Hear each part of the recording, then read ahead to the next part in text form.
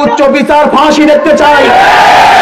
যদি আইনের ফাঁক দিয়ে বুলবুল হত্যার আসামিদেরকে আপনি তাদেরকে বের করার, তাদেরকে ছেড়ে দেওয়ার, তাদেরকে শাস্তি মুক্ত করার কোন ষড়যন্ত্র করেন, তাহলে বাংলাদেশের জনগণ ঐক্যবদ্ধ হয়ে আল্লাহ আমাদের সবাইকে সৎ পথে, হকের পথে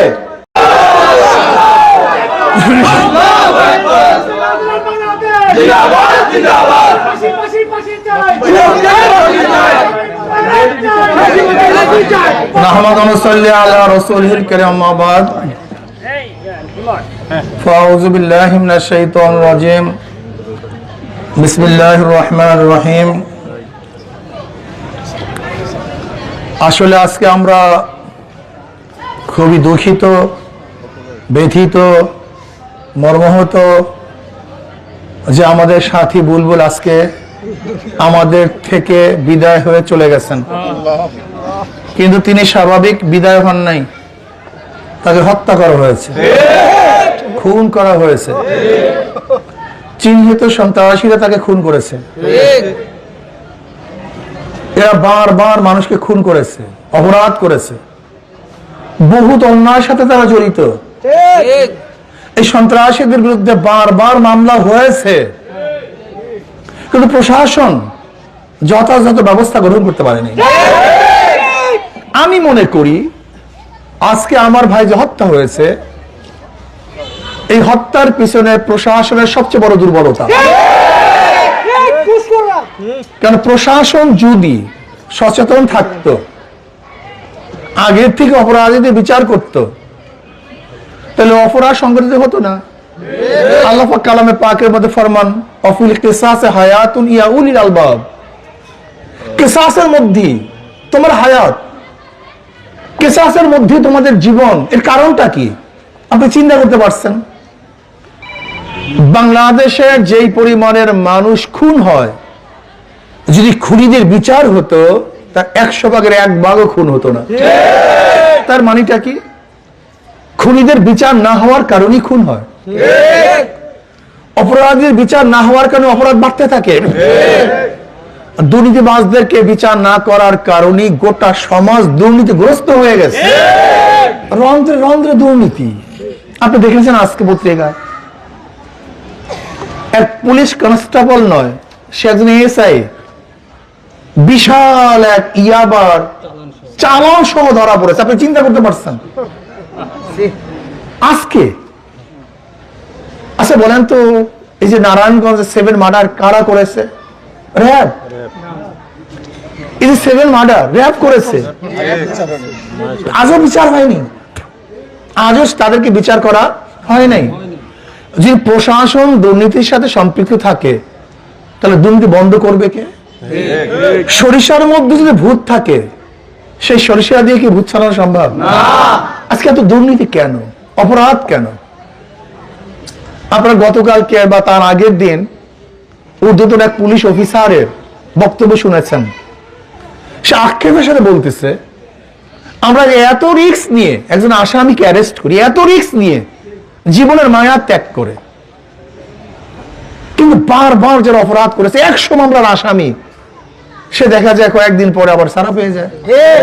গতকালকে এক বিশাল বড় অফিসার সে আক্ষেপের সাথে কথা বলতেছে। আজকে অপরাধীদের অবস্থা এরকম কেন? রন্ধ্রে রন্ধ্রে অপরাধ, এমন কোন জায়গা নাই যেখানে অপরাধ নেই। আমি মনে করি আজকে প্রশাসনের দুর্বলতার কারণেই আমার বুলবুল জীবন হারিয়েছে। কাজে প্রশাসনকে ঢেলে সাজাতে হবে। প্রশাসনকে আরেকটা কথা বলতে চাই, আজকে বুলবুলকে যারা হত্যা করেছে, যদি আপনি বিচার করতে ব্যর্থ হন, তাহলে কিন্তু এই জনগণ ছাড়বে না, রাজপথ জনগণ ছাড়বে না। ইতিমধ্যে আপনারা দেখেছেন বুলবুলের জন্য এই জনগণ কি করতে পেরেছে, কি করেছে। এটা মাত্র 1 নাম্বার সিগন্যাল, সামনে ভয়ানক সিগন্যাল আছে। আমি বিএনপি সরকারকে বলবো, আপনি ব্যর্থ হয়েছেন। এই কয় মাস রাষ্ট্র পরিচালনায় আপনি ভালো কিছু দেখাতে পারেন নাই, আপনি ব্যর্থ হয়েছেন। আপনার এই কয় মাসের আমলে বহুত নারী ধর্ষিত হয়েছে। আপনার এই কয় মাসের শাসন ব্যবস্থায় গ্যাসের দাম বারবার বৃদ্ধি পেয়েছে, বিদ্যুতের দাম বারবার বৃদ্ধি হয়েছে। শুধু বৃদ্ধি নয়, ব্যবহার করেছেন এত ইউনিট, বিল দিয়েছেন তার চেয়ে অনেক বেশি। আপনার এই কয় মাসের শাসন ব্যবস্থায় তৈলের দাম বারবার বৃদ্ধি পেয়েছে। আপনার এই কয়েকদিনের শাসন ব্যবস্থায় জীবন যাত্রার মান ক্ষুণ্ণ হয়েছে। মানুষ যেন অশান্তির মধ্যে আছে, ঘুষ বাণিজ্য আরো বেড়ে গিয়েছে। আমি প্রশাসনকে বলবো, সরকারকে বলবো, সতর্ক হন, সতর্ক হন। আজকে গ্যাসের অভাবে হাজার ইন্ডাস্ট্রি বন্ধের পথে, বিদ্যুতের অভাবে হাজার ইন্ডাস্ট্রি বন্ধ হয়ে গেছে। ইন্ডাস্ট্রি যদি বন্ধ হয়ে যায়, অবস্থাটা কি হবে আপনি চিন্তাও করতে পারবেন না।